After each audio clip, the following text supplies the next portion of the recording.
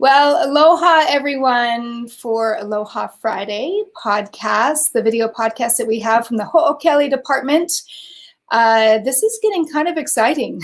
I want to just do a quick shout out before we start because every single week we are getting more and more of you watching this podcast or this video podcast. And I want to just thank you for joining us every week. Thank you for your support. Thank you for your comments and sharing and liking everything and really being a part of this beautiful mission of the BYU Hawaii and CCH. We don't want to forget the CCH, Church College of Hawaii alumni as well. It's interesting, this week I've been walking around the campus and just actually I had somebody stop me today that I don't know who this gentleman was, but he's like, we love the podcast. And so I'm so glad you guys are enjoying it. I'm glad that you're finding value. And please let us know if, feel free to write the alumni at byuh.edu and let us know if there's somebody in particular that you really want to be showcased and have us brought onto the show. We actually are now booking about a month and a half out. And at the end of the show, I'll kind of go over a few people that we're going to have on the next couple weeks coming up. But I just also wanted to do one more shout out to the department, to the Ho'okele department.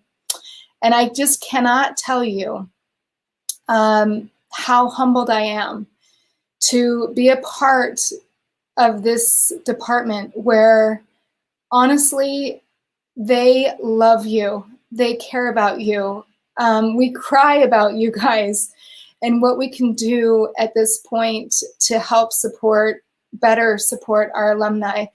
And I think one of the greatest ways of doing that is having a platform for all of you to share your stories, because every single person has a powerful story. And it's just a miracle to keep every week learning more and more about the people that have come to this university and gone out and made a difference in the world. And the guest that we have on today is no different. As I have the privilege of getting to know every one of these guests coming on, because I interview them and get to know them before we bring them on. And I want to just tell you, I want to thank Rowena for coming up. We kind of just dragged her in after one day. If she came into our department and we're like, hey, you're going to be on the podcast. So without any further ado, I'm going to go ahead and bring Rowena on to the show. Welcome. Yay. You're lucky. You're lucky you were able to get me, because I don't like to do this. Well, I don't think any of you guys like to do this, right? This is our way of saying, hey, we love you. We want people to know what your story is. And so I want to just thank you for spending the time the other day with me as well. And also, as I've kind of done my own snooping around campus about you in a good way. And we'll kind of go through that. But I want to thank you for the time that you're spending today to share your life with us and your insight and your wisdom. So welcome. Yeah, I also want to thank you folks. I think you're doing a great job. And, we didn't have all this technology in the beginning of alumni, so good for you. Yeah, so I'm going to tell everybody, I know you've got some great slides. As we just get started, sorry, I should have done this before. As everybody comes on, I also love to find out where you're coming. Oh, we got Philippines. We've got some people, they kind of know the gig now. But let us know where you are chiming in from, because this is another beautiful thing is that we can check to see. We want to bring some people from these areas that you guys are chiming in from, or if you want to be on the show as well. So you, Rowena and I can both see your comments. So if you make comments, you can see those, right, Rowena? No, I can't. Where do I see? You know what? I don't know if I set you up for that. But you can click on the comments and you can actually see if they're writing things on there and go through that. So we've got some people, whoa, from France. And looks like we've got, yeah, awesome. Okay. Well, as we get going, go ahead and feel free to put your comments there. share your love for Rowena. We want to just send as much love as we possibly can to her. Out from Thailand, they're chiming in now. So, Rowena, just tell everybody kind of a little background, because as I did my background check, can I just tell you a couple things that people told me about you before you? Sure. This might be. So here's some words that I got from some people. They said she's very resourceful, very family oriented. You are a survivor and a thriver. You're very positive. You're very kind. Actually, from one of your students, which I don't remember, one of your students said that you're cool, chill, and funny. You're a strong woman. And then later on, I'll kind of bring up another one that was awesome that somebody mentioned to me. But tell everybody kind of the backstory of where you came from, because you grew up here and then you also grew up in Samoa. So you kind of went back a little bit. Well, okay, so can people see my screen now? So if you want me to pull it up, do you want me to bring it in? Yes. Okay, Yeah. perfect. There you go. Okay. Okay, let's see if I know how to work this thing. Okay, first of all, I want to say aloha to everyone out there. Mm-hmm. I can't see your comments, so maybe you can work on that while you're listening to me. I'll track them for you. And this symbol here, this was the alumni logo that we carried for a long time, because the sails, as you're sailing forward, but the rope, it never ends. So you're always constantly adding new people to the Alumni Association. Anyway, I don't take credit for this. It was during June James' time. They put it together and we kind of passed it on. Let's see. So let me just kind of say real quick, because for some people that are piping in, they may not know that you actually were working in the Alumni Association as a director for 12 years, right? Yes, I will bring that up after I tell my personal story. Right. Okay, so I come from that little dot on the map. And if you have no idea where it is, there's American Samoa and then there's Samoa. And even though it's divided politically, we really are one people, one culture. And it's just, there's nothing we can say about how that could change over time. But I do want to say that my dad has connection to the Purcell family from Malaila and Manua and American Samoa, so we really are affiliated. But that's where I'm from. It's only a 78 square miles, if you can believe it. Wow. With a population of only 60,000 in American Samoa. So anyway, I grew up where it all began. So these are my parents. I'm the oldest daughter of Enosa Martina Pili and Ane Ayu. And I have 5 siblings, Marianne, Rose, Nellie, Danny, and Davis. And 3 of them were also alumni of BYU Hawaii, graduates. We are Samoan, Chinese, English, and everything else, melting pot, a lot of different cultures. But my dad was a teacher, and he was a very strict educator in our home. My sister Marianne and I came to Laie Elementary School. Started off, we both were in the same grade, which was very embarrassing for me because I was the oldest. And I did my very best to move up, and I had a wonderful teacher who stayed back with me during recess while all the other kids were playing and said, "Hey, Rowena, come." So she taught me, and she helped me out a lot. And then I was able to go up to my right class. So my dad took us back and forth, and even took me to the mainland once, just so that I was there for a year, then brought me back.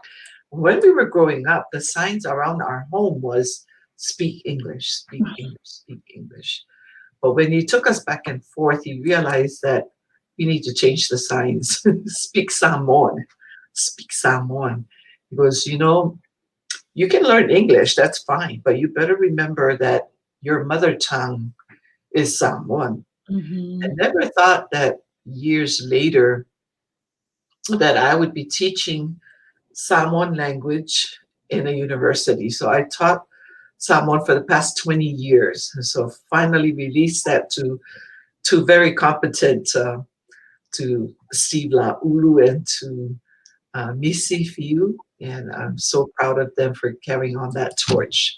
So I graduated from Mapusanga High School, and I shouldn't have put the year. Now you can date me. But It's okay. anyway, it's a church high school, and 74 was actually the last year that that school was on. So my dad enrolled me at University of Hawaii because that's where he graduated from, and he thought, you've been protected so long. It's time for you to branch out and feel the world and all of that. And then around August, those days, the enrollment was different. You didn't have all these online stuff, but he changed his mind and goes, no, never mind. Go back to Church College of Hawaii. So I fortunately came here the very last year of Church College of Hawaii. And then President Kimball, I believe, came and he did the official changeover to BYU Hawaii. So I graduated from BYU Hawaii. I was only 20, and I really wanted to go on a mission. So I went home, applied for, and went on a mission to Samoa. I knew I was going to go to Samoa because I was not 21 and, go through the temple and all that. So I went on a mission. And after that, I came back and started teaching. And in the high school, I got into a counseling program, which was fairly new in American Samoa. And so then they paid for us to go to Oregon State. How they chose that, I don't know. But anyway, we ended up at OSU. Got my master's there in educational counseling. Then I married my Valentine, my high school sweetheart. And then later on, Ernie wanted to come back and finish school. So, sorry.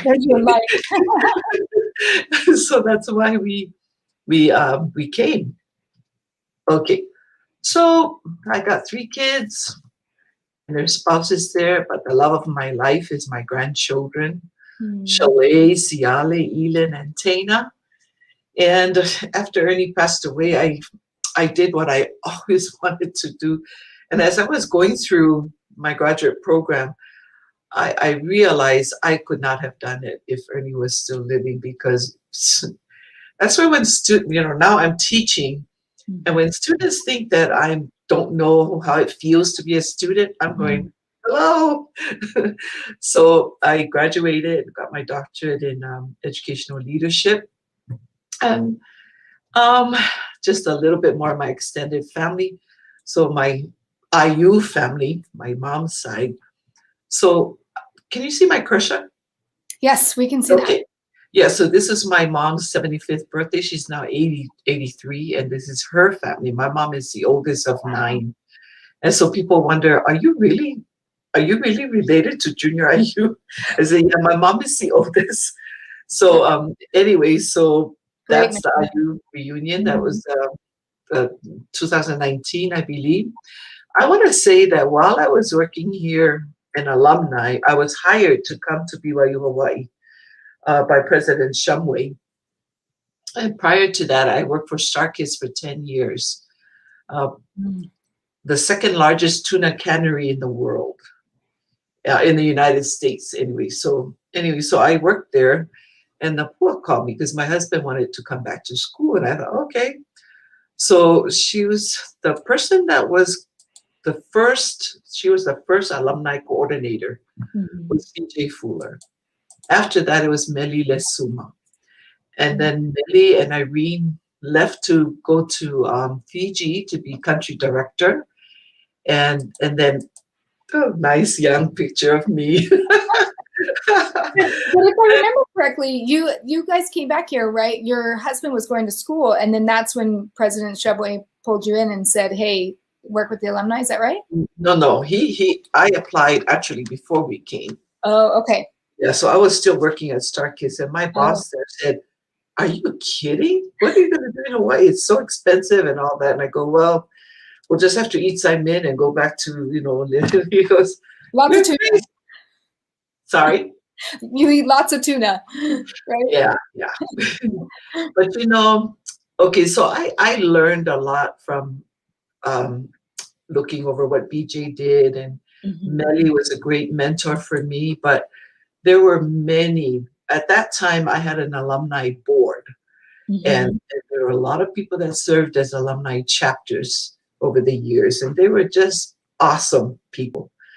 Very dedicated and loyal to BYU Hawaii. Like, yeah, Chun James, Longwa Perlu, Les Stewart, Bobby Akoi, and many, many others who stepped up to the plate and helped me and helped the school uh, get its And alumni program going. and when you started though, didn't you say that you had 8 to 12? Was it 8 to 12 chapters at the time when you started?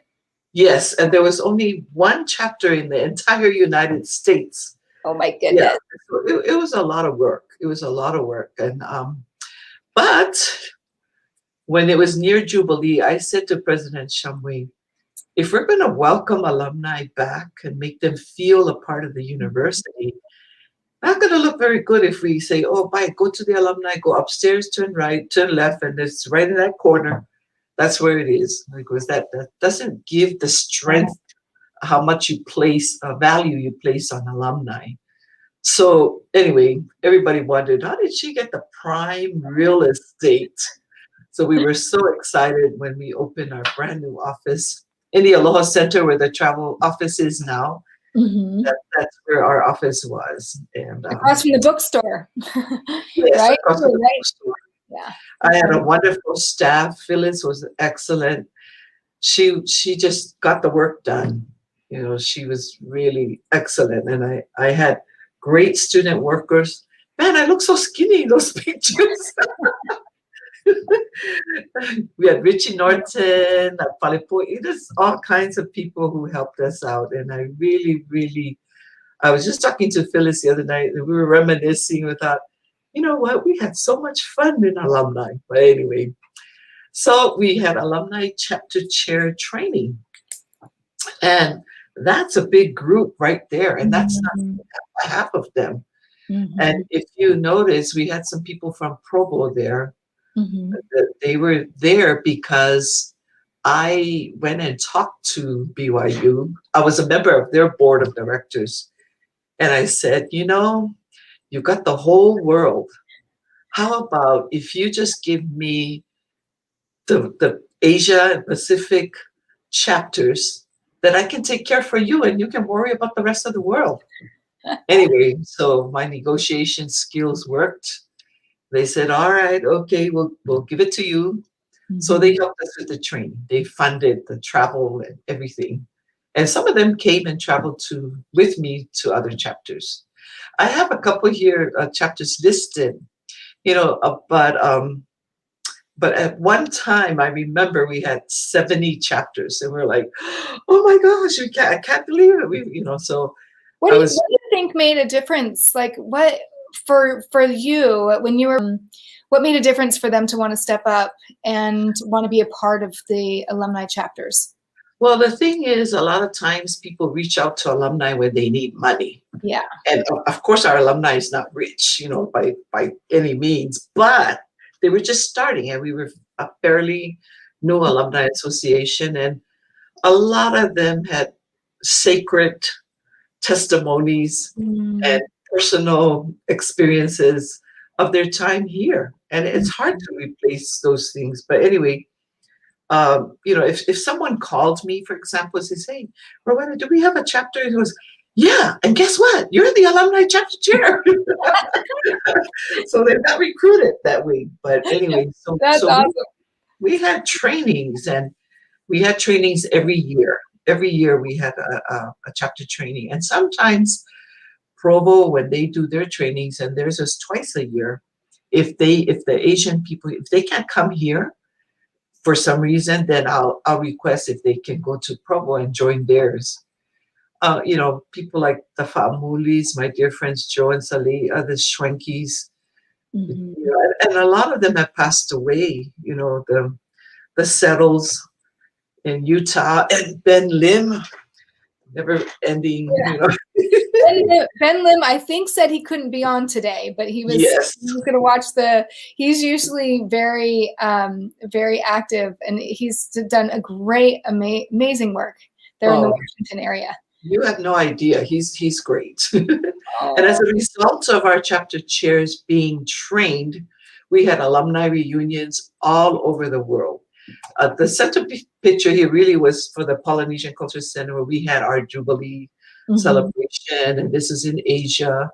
And the settles were able to go out and get the Californias ones working. Again, this is me and the staff here. Ivy worked for us for a little bit. The thing with that also I felt was a success for us was our special partnership with the Polynesian Culture Center. Whenever they went out, and I want to thank Ellen Gay for always taking my last minute calls and says, hey, do you guys? So whenever they went somewhere, I contacted alumni there, and then they held a special event with them there, with the promo team performing. Now, this picture here is not the promo team, although we wish we were the promo team, but it's just me dancing here with the group. That's ages ago when we were several pounds thinner. So, but anyway, so this is, because of that, we were able to hold a lot of functions, utilizing the Polynesian Culture Center. We had events. This chapter, there's Ben and Kathy Lim.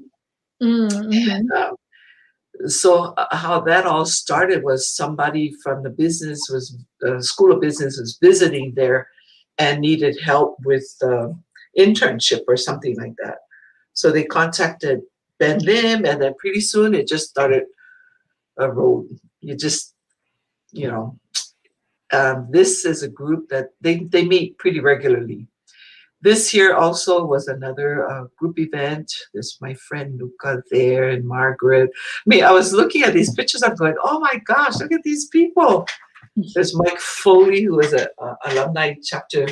I know. Let's do a shout out to Mike Foley, because he called me the other day, and that guy, he knows everything about everything here. Yeah, Mike Foley knows everything about everybody. I said, Mike, you got to come on the show, and he's like, I'm you calling. Should. You should. I know. Behind the camera. But anyway, so we had some very generous donors in our time who was willing to give. So we had chapter chair funds. It became like a competition where they set up some, and then the Jenkins, they're not alumni, but they were donors to BYU Hawaii, and they matched dollar for dollar for everything that the alumni submitted. Oh, wow. I think it was wonderful. Yeah. Anyway, so, and then they set up scholarship funds for their chapter and book scholarships. And it helped to connect the alumni to back to the school, and the school to alumni. So that was wonderful. Of course, we did recognition. There's just so many. I can't even. These are pictures very few pictures that I have, but we recognize so many alumni, and I'll never forget, Rosita Ching Jasper, when she came with her husband and spoke to me in my office after a big event, and she said, what do we need as alumni? I said, well, we do need an alumni building. So she goes, oh, piece of cake, let's do it.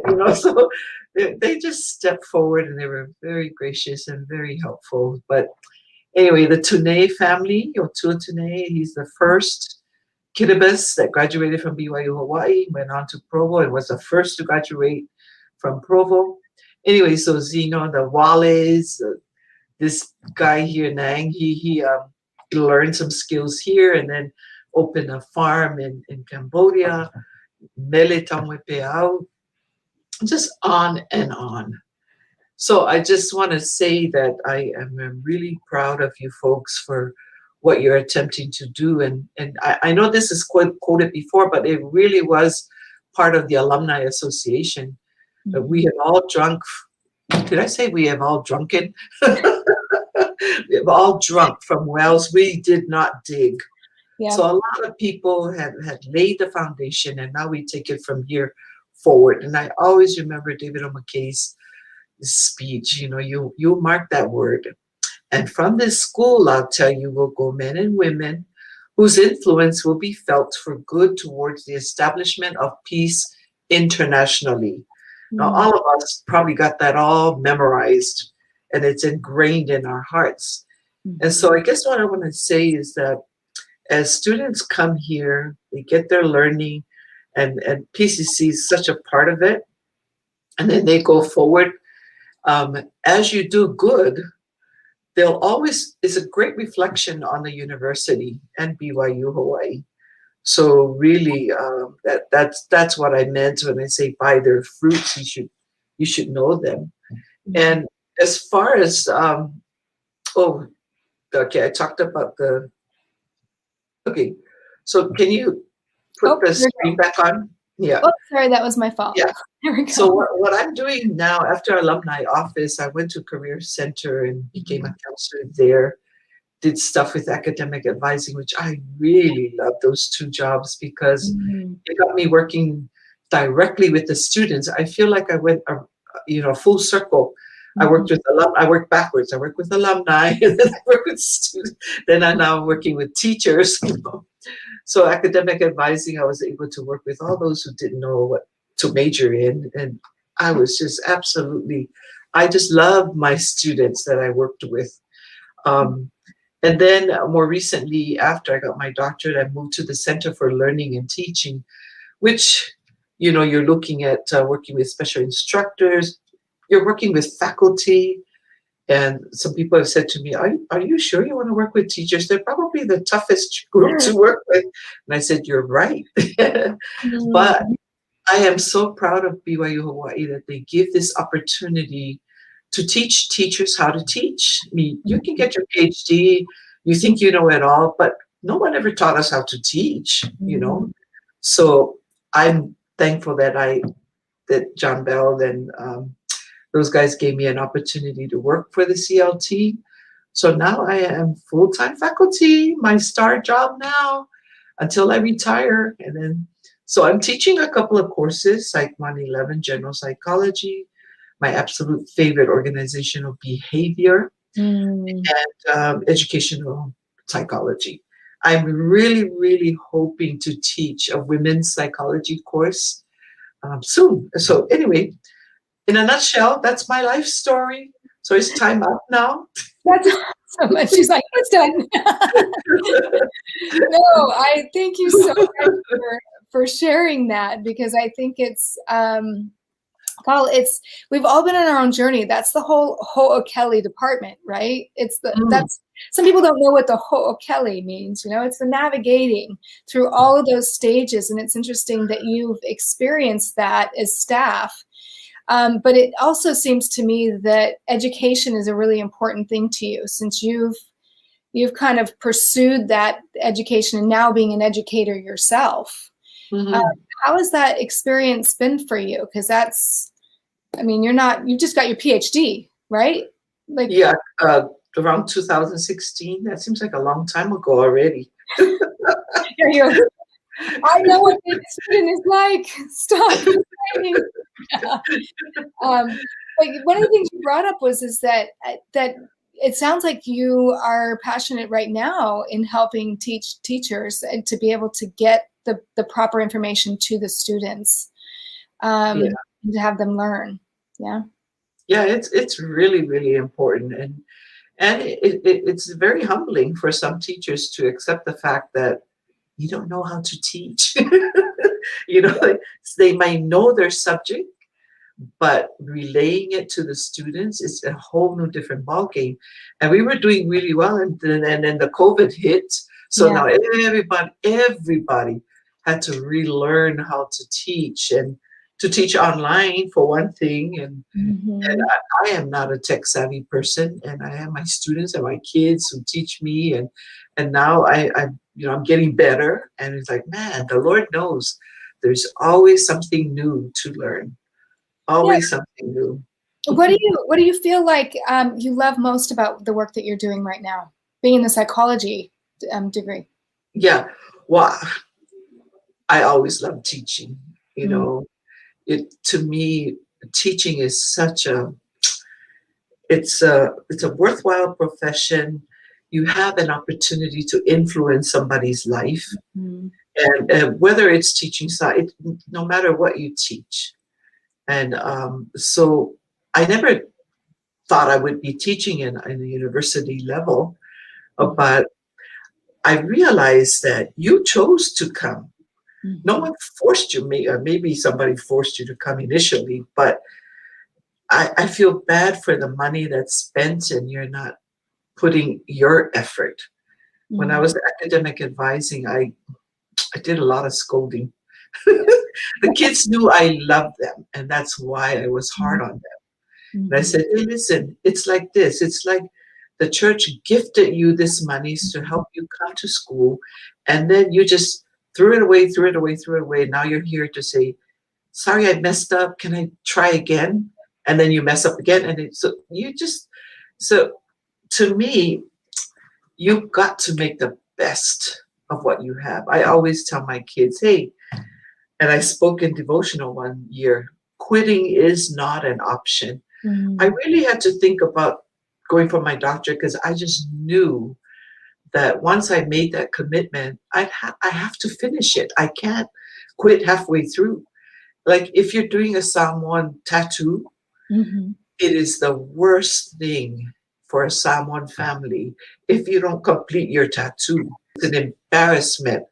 So I said to myself, oh my gosh, am I ready for that commitment? And so I tell the students, are you ready for this commitment? Come on, you can do it. Otherwise, pack up your bags and go home.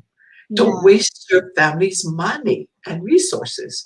So you've got to tell yourself that I can do it, I can do it, I can do it, and then do it. Well, I love that you bring that up. And Rowena, you probably don't know that, but that's one of the campaigns that we're going to be working on this year is called Be a Finisher.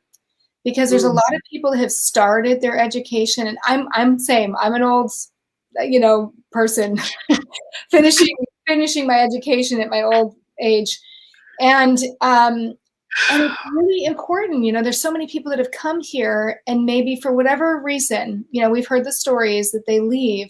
That was something that was really impressive about you is that you kept going for higher levels of education because you believe in it. But what would you say to what would you really say to somebody that came here and maybe the reason why I even came up with that idea was because there was a student that I ran into. He's like, I've got 93 hours, Becky, or 96 hours or something. And he says, I just don't know if it's worth it, to come back and finish it. Is the degree really going to, and I'm like, yes, believe me. Yeah, when we were working on our masters, there weren't that many people that had master's degree. Now, almost everybody have a master, and there's so many doctors out there. And so the thing is, if you want to be competitive in the world, and I want to say that schooling is not for everybody. I was always a strong supporter of trade schools, and I'm sure that when the prophet said, get an education, it doesn't have to be a 4-year degree, go to your master's, get your PhD. Those are wonderful if you can do it. But now that I've earned it, I can honestly say to the people who don't want to do it, find something to do. Don't just sit back and say, oh, well, I'm such a failure, I can't do it. Do something. Yeah. I think that's what but a bachelor's degree is only the first step. So as long as you got your bachelor's out of the way, now you can tackle anything. That's what I tell my students. Hey, get this out of the way. And then so you already know what you want to do. You kind of know. So get the bachelor's degree out of the way, and then you start focusing on what you really want to do. Yeah, and how do you, and during that navigation, this might be a great question for you, but because you've worked in all the areas, but what advice would you give to, about, I love that you said at one point that this wasn't what you thought you'd be doing in life, because when people come to college, they don't quite I mean, we have an idea of what we want to do in our life, but it never really turns out the way, right? That navigation never goes exactly where we want it to go. Yeah. What would you tell people? Well, it's like, like our psychology students, they asked us a couple of weeks ago, we had the whole forum there, and they asked, well, did you know that well, I was shocked myself that about 50% or more were not psychology majors to begin with. And so I think it's great that they offer you opportunities to explore other areas. And you can relate what you're learning to anything you want. I mean, because when I returned home, I worked in the prison. And to me, that's social work, that's psychology, then I worked for the Starkist company, and I thought, okay, it's all depends on you. So what education teaches you is to think critically and make something happen with what and you can apply it to anything in life, generally speaking. Yeah, I was gonna say, like, what are some of the wisdoms that you've learned over the lifetime, not only in education but your own life? Because I mean, your life hasn't been easy either. Yeah. Right? Oh, yeah. How did you make it?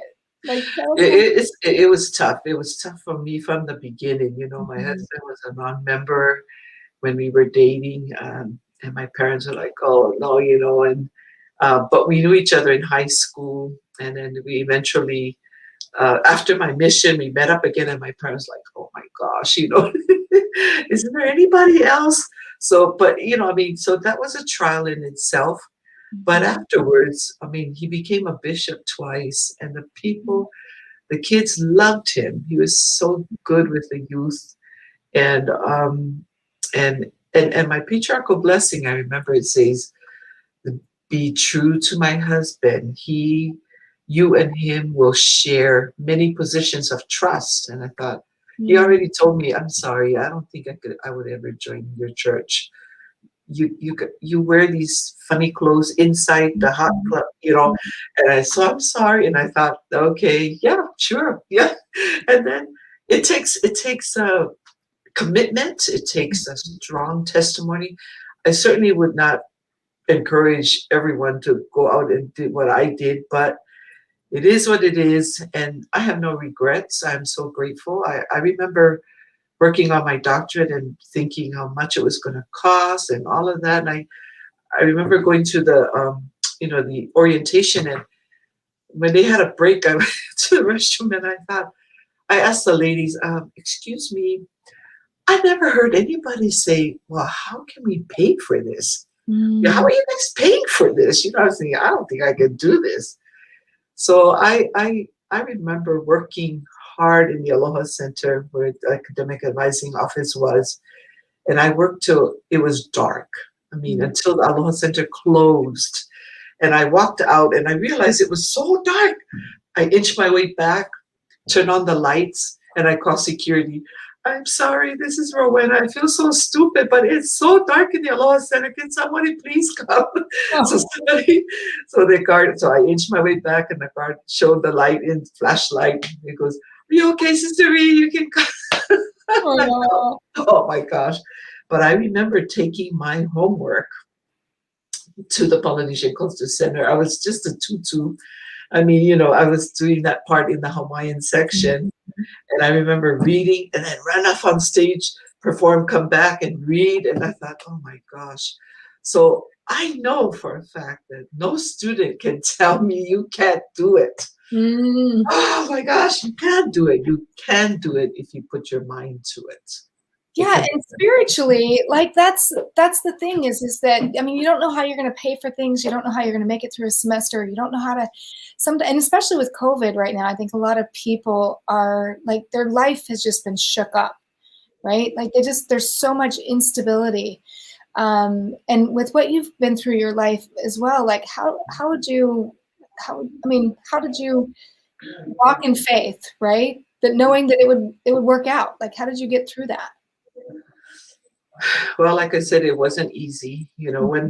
when my husband was going through his medical situation and I was working, and I remember driving to take him for his appointment and coming home and picking up the kids from school.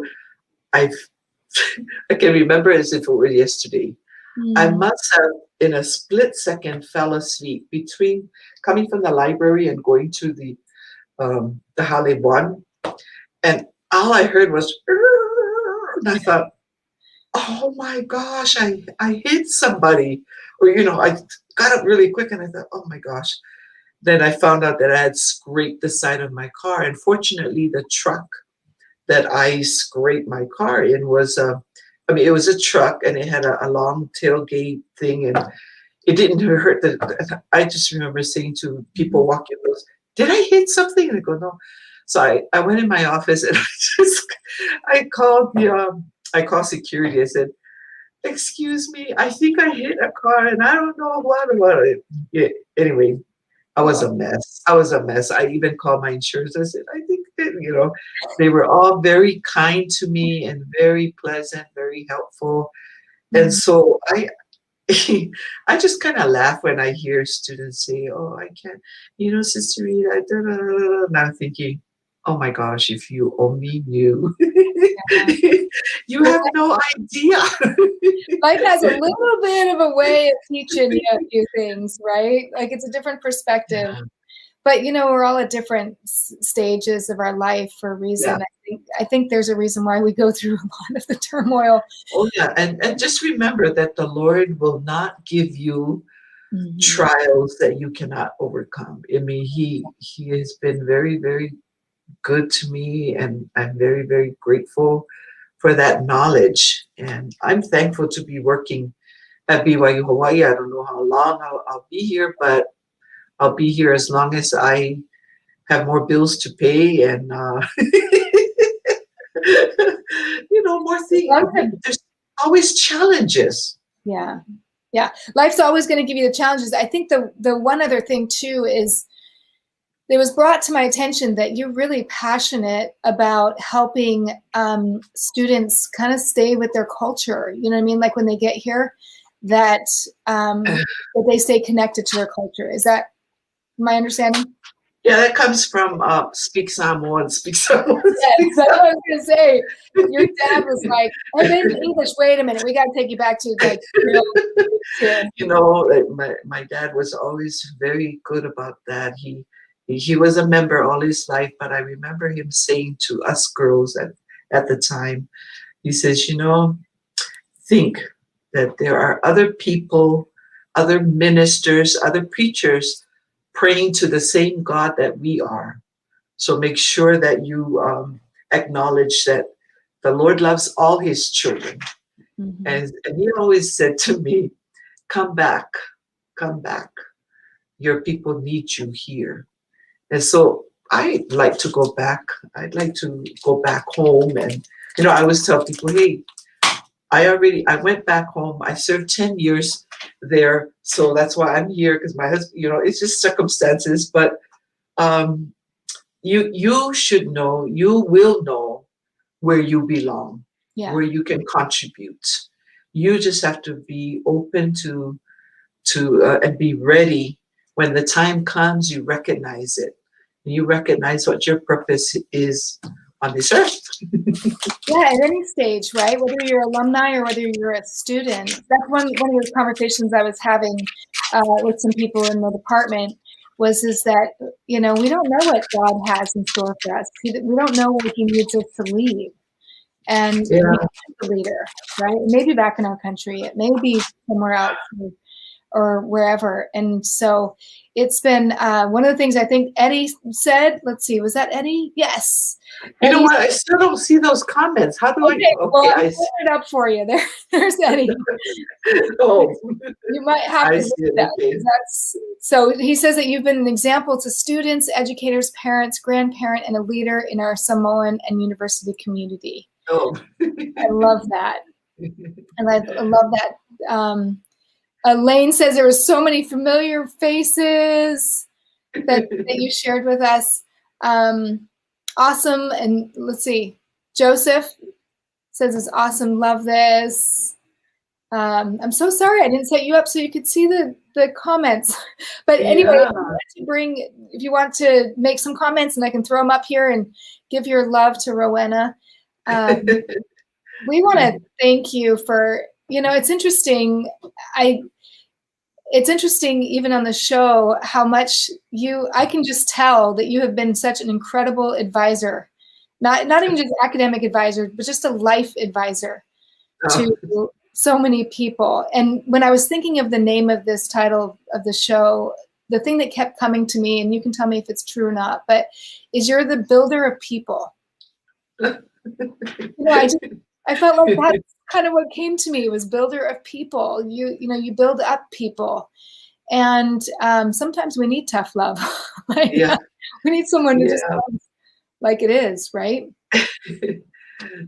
So we want to thank you so much for coming on today.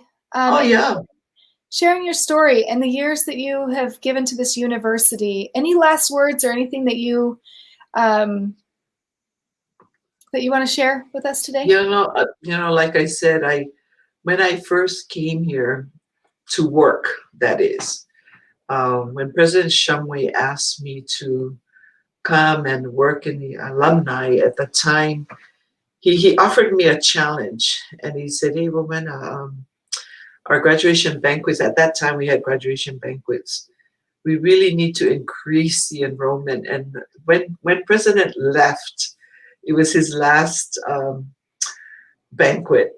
We had over 1,000 people in that banquet room. Wow. We were in the CAC, and I said to him, "President, do you remember that challenge you gave me?" And so I felt, "Do you think we met the challenge?" He goes, "Yeah." So now I'm happy that they're going back to the colleges, to the schools, and have their own graduation things. But at that time, I felt like that was something that it was really heavy on my mind, and I really wanted to make sure that I met that goal. But it's anything that you do. We're so privileged right now to be led by a prophet. And President Nelson has been, our anchor in this world of turmoil. And every morning when I go swimming at 5:30 in the morning with my sister and Marinelle, we do our physical exercise. I tell myself that it's a wonderful time to get up early, reflect on life, reflect on what God has for me and my purpose here. And am I doing everything that I was destined or was supposed to do? And when I say my prayers, I think often of the kids who are in less fortunate situation, and I am just grateful for basics, for the very basic things that I have been blessed with. And it doesn't make sense to criticize and to look for the bad in others. We can find it if we look for it. Mm-hmm. But stop looking for it. Just try to be a good person. And that has been a key for me in my later years of life, is to look for the good in others and to help them be better.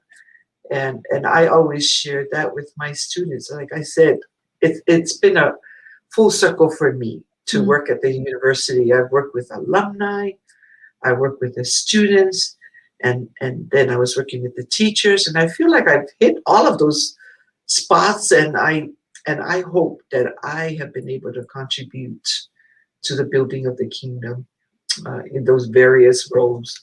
So absolutely. Well, for the little that I know, I can definitely tell that you have, put the effort in, and God has blessed you with the experiences that you have, because I can tell you that we now have alumni all around the world that know and love you. And students, I'm sure, the same, because each one of us has a purpose of why we're here. As we all know, we bring up that a lot on the show, and I'm grateful for the contribution that you've made to this community and to this mission. and building the God's kingdom, right? Thank you. So well, thank you, Rowena. I'm just going to bring Yeah. a couple of these comments just so you can see them. I love it. Jeannie says, I look forward to this weekly show. Thank you for having this. Thank you for coming. Thank you for supporting it. You guys are amazing. And Lay says, love you, Ina. Thank you for all your work with our alumni. We are trying to build up so that the way you had it. It was wonderful serving you on the executive alumni. But yeah, she was telling me stories about that. Like her and how Bobby Okoye was part of your committee. Yes. Yeah. Let's see. William says, what a terrific description. Builder of people. Good. Glad. Hopefully I nailed that one. Jane says, love and appreciate you, Ina. So Anna. Anna, is that what it is? Anna, not Ina. Anna. See, you guys teach me. I'm so sorry about that. Oh, no problem. Well, thank you so much. Yeah, no problem. Show. Thank you for taking the time out of your busy schedule and letting us have you here and share your beautiful spirit with the world. So, okay, thank you for coming in, and we want to thank everybody for being on the show today and sharing your thoughts and sharing your love and your support. As always, we're here every Friday, Aloha Friday at 3 p.m. On Hawaii Standard Time. And just a couple of things I wanted to kind of mention before we finish.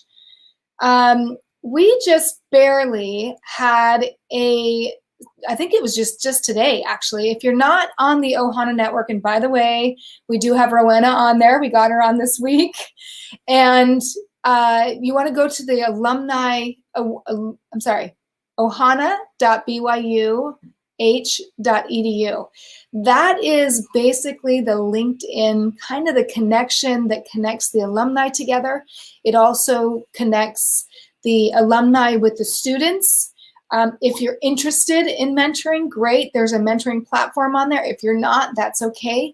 But there's a brand new thing that just came out today that we just launched on the Ohana Network, that if you have a business and you want to be able to give that business or give access to that business or showcase your business, being an alumni or even a friend of alumni, you can go on there and have it on the business directory. So you do need to be a member. So go ahead and go in there. And if you are already on LinkedIn, literally it's seconds. You just go in there, click the button, and it links your LinkedIn account with Ohana Network, and it brings everything in that way. We are working on some sign up stuff that way to make it a little bit easier for you. But we want you guys to feel connected, to be able to reach. There's nowhere else in the church that I know of other than our little ward apps that we can connect with each other. And that just more than ever in this time, we really need to stay connected and support one another as Ohana. So we want to let you know about that. Also coming up next week, next Friday, we are going, oh gosh, you know what, Rowena, I'm going to bring you back in because you probably know how she's going to kill me. Rowena, what is Nancy's last name? Nancy Tafiti? Tarafiti. Tarafiti. Okay, don't tell her I didn't say that right. She's my teacher. She's going to be on next week.